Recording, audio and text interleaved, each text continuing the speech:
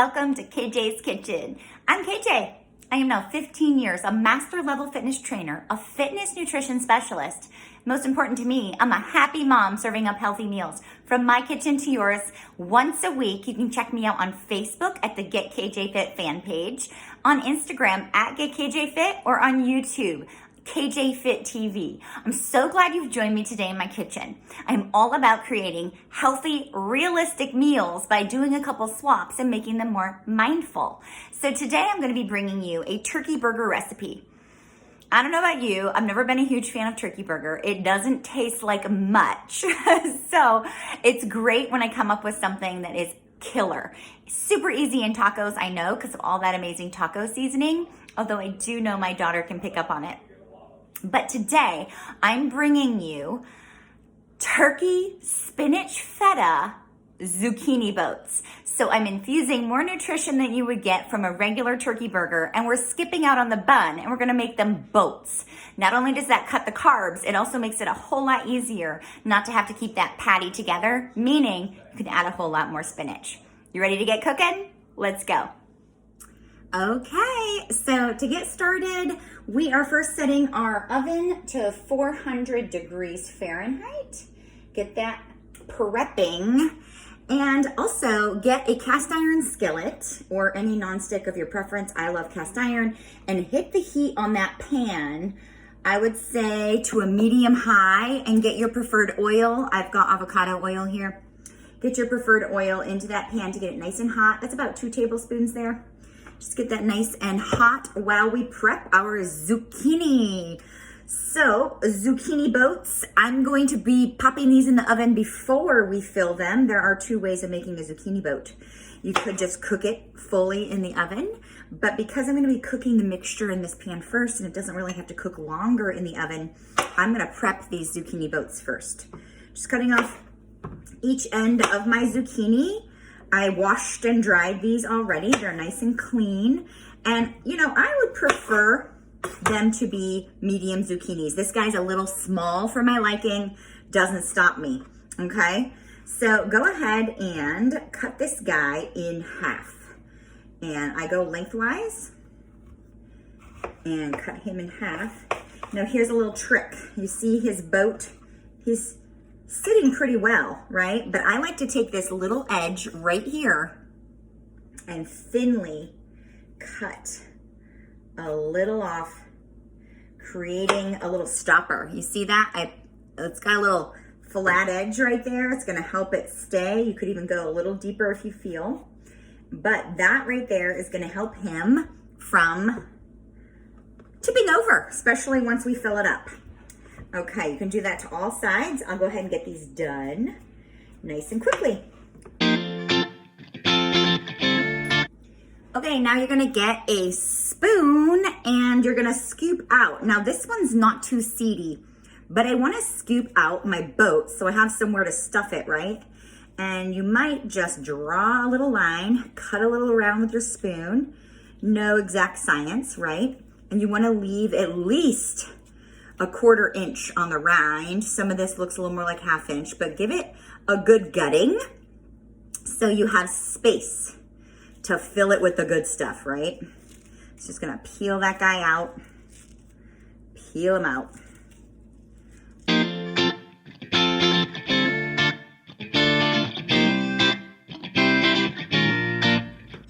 Okay, here we have it.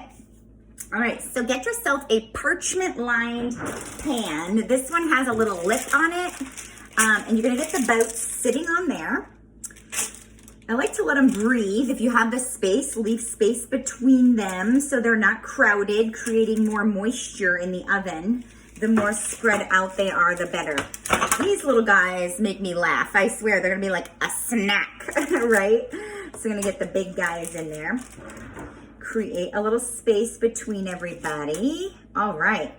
And now you're gonna use your preferred oil. Again, I really enjoy avocado oil. It has really no flavor. You could be using olive oil, and you're just gonna see I'm stopping my finger to make it drizzle rather than pour. I'm just drizzling a little, nothing major. This guy on the end got a little bit too much, especially because he's a baby. So I saw that and drizzled less. I'm just gonna drizzle him out across everybody, getting him a little wetted. And now we're moving into just salt and pepper. Good old salt and pepper. I got my good old crock of pink Himalayan sea salt, and I liberally, because I think vegetables really perk up with salt. Pink Himalayan is gonna bring in extra minerals that your white table salt does not. And then fresh cracked pepper, getting those boats a little herby. So my oven just said it's ready. I don't know how long yours takes, but mine is prepped at 400 degrees. And we're gonna pop these puppies in. Sound good? Okay, for 15 minutes. Being these are a little small, I'm probably gonna start with 10 and check them out. Next, we're gonna bring in the ground turkey. This one's from Publix, Greenwise. That's their natural and organic brand. 93% lean, 7% fat. This is 1 pound of ground turkey. So go ahead and crack that puppy open. And we're just gonna, the pan is nice and hot. You can see it steaming even with the oil. Whew, super nice and hot. I'm just gonna pop him in there. Nothing fancy. You can hear him cooking. I'm gonna let that side brown before I even flip it. And so while I'm doing that, I am going to prep. Okay, so first and foremost, I dropped a little zucchini in this bowl. Let's prep what we're adding to the meat mixture. I'm just gonna add it all into one, and then we're gonna prep the breadcrumb for on top, okay? So a smaller ramekin or a small bowl, your liking. And we're gonna start with our garlic powder. So I suggest you starting with 3/4 teaspoon. If you love it garlicky, go ahead and rack out the full teaspoon. But I'm gonna be adding the garlic powder also to my breadcrumb mixture. So I'm gonna be doing 3/4, 1, 2, 3/4 that, and 3/4 regular salt. Again, I like my pink Himalayan. And we're gonna go 1, 2, and 3/4. I like my meat salted too. It really brings out the flavor. And then we're gonna go into a 1/4 teaspoon of black pepper. If you are good about measuring your cracked black pepper, rock it. I just use a loose black pepper. 1/4 teaspoon, give it a little bit of heat. And 1/4 teaspoon red crushed pepper flakes. A little extra heat, okay? 1/4 teaspoon of pepper flakes. It does not take much with those pepper flakes to add the heat. And last but not least, I'm gonna give it a little kick with basil. And I'm gonna say go for a teaspoon of basil. Here we go. Dried basil. Fresh basil would be amazing too. You need a little extra if it's fresh. There we go. And I'm just gonna use one of these measurements and stir it. So now it's all one seasoning, as if I just made a season pack, right? Makes it a little easier for dispersing that flavor once we brown this meat. Speaking of which, he's had some time to brown on that side. We're flipping him over. Now he's browned here. Once it gives a couple more minutes on that side is when I'm gonna start chopping. Once you chop, it's gonna cook a whole lot quicker. Okay, that's my mixture for the ground turkey. I'm setting it aside. Now we're gonna make our mixture for the breading that will go on top. I suggest using gluten-free breadcrumbs. That's the way we roll in this house, gluten-free always. If you are opposed to even gluten-free breadcrumbs, you might even opt for something like crushed up pork rinds. That would be one way of getting a little crunch on there. If you are completely gluten-free and don't want rice or potato starch. Now, if you are not opposed to the gluten in your gut, you're gonna go ahead and use regular breadcrumbs. We are not intolerant of gluten, but the more gluten you eat, the more inflammation and gut disruption you get. So we like to keep it clean. That's 1/3 cup of gluten-free breadcrumbs. Now a 1/2 teaspoon, I told you we're gonna be adding in a little salt and garlic powder to my breadcrumb mixture. So we're gonna do a 1/2 teaspoon salt and a 1/2 teaspoon back to the garlic powder. That's just gonna make those breadcrumbs a little more flavorful. And here we go. Similarly, I'm just giving it a little stir, stirring it up, making it all one nice flavorful breadcrumb. Cool, let's check our meat. Gonna go ahead and chop it up now. Okay, and let's get that spice dispersed. So just kind of grazing it across. It's all one big mixture of spice now, right? So getting her all across as evenly as possible so that there's not just one giant clump of just basil or just pepper. Let that sit there. The smells are amazing. Absolutely love it. And just completely toss the meat to get that flavor profile fully immersed. Smells so good. And it's almost browned already. How amazing, how easy, right?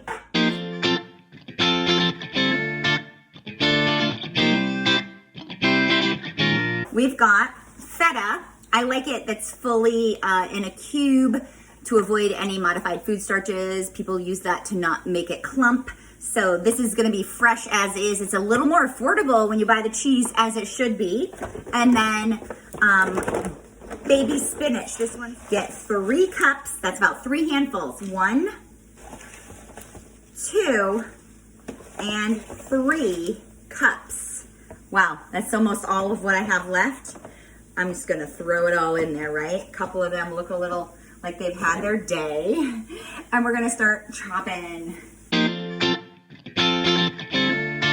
There we go, nice and fine. You see that guy? I'm just tossing him in, and we're gonna get that slightly wilted. This spinach is gonna cook down. Tons of spinach. More spinach, more spinach. Okay, it's gonna cook down. It's gonna look like an herb in here. Let that cook down a bit while we prep the delicioso part of this, the delicious part. And that is our feta. All right, so this guy is President, and it's an 8-ounce chunk. I've already tried taking off 1 ounce myself here for a salad, but I'm going to take around 4 ounces. I'm just gonna cut this guy in half, but knowing I stole a little, I'm gonna go a little higher than half, about 4 ounces of feta. Okay, we're gonna chop him up, make him what would be crumbled feta. If you're not opposed to having extra additives in your food, you might opt for crumbled, pre-made crumbles, but I find there's no harm in using the real deal. Look how easy and fast this is to just have your own crumbled feta, right? Okay, I'm kicking off the heat, pulling her off, dropping in my feta. Stirring that mixture up. Okay. Just gonna scoop him up. That's definitely not the most glamorous way, right? And I'm gonna use my spoon and just stir. Beautiful. All right, time to get that zucchini out of the oven. Look at these boats. They've been cooking up for about 10-15 minutes. You can set the timer. I actually just don't mind if my zucchini's a little al dente, but they're gonna cook in the oven again, so making sure they're not overly cooked at this point. And seriously, stuff those puppies. Once you start putting it in, woo!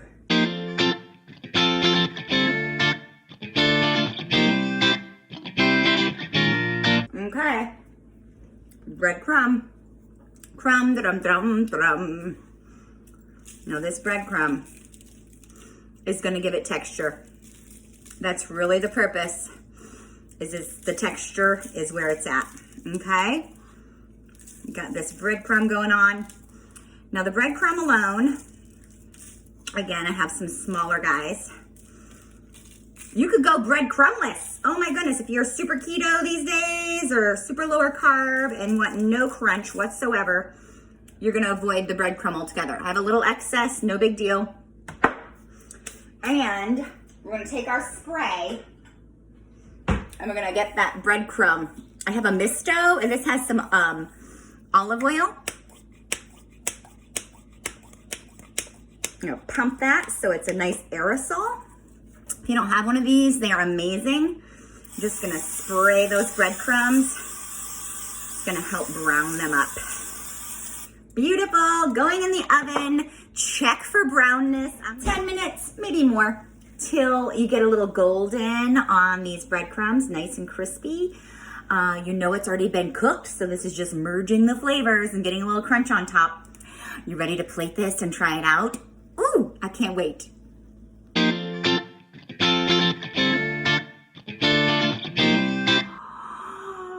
Could you just eat it? All right, I'm gonna give it a whirl for you because I know you don't get to eat it right away till you've completed the recipe. These breadcrumbs on top, again, are just for added crunch and texture. You can totally skip that if you're trying to be super carb conscious, right? We don't mind it here. We're in a maintenance plan in this family. Let's get this bite. Okay. A little extra of the insides. If you've ever said, I don't eat ground turkey because it's boring and tasteless, you haven't tried this turkey boat. I hope you enjoyed today's recipe. I sure am. I can't wait to dive into this. The whole family will love it, and it's so mindful. Pair it with a nice salad. Pair it with whatever you love on the side of your plate. This is the highlight of the dish, and it will definitely please the crowd. If you love today's recipe, please share it. Hit the thumbs up, like it, subscribe, do all the things. And if you're not on my newsletter, if you're not getting my recipes to your inbox yet, you're gonna check the link below and make sure you subscribe. Thank you so much again. Have a blessed rest of your day, and I'll see you next time in KJ's Kitchen.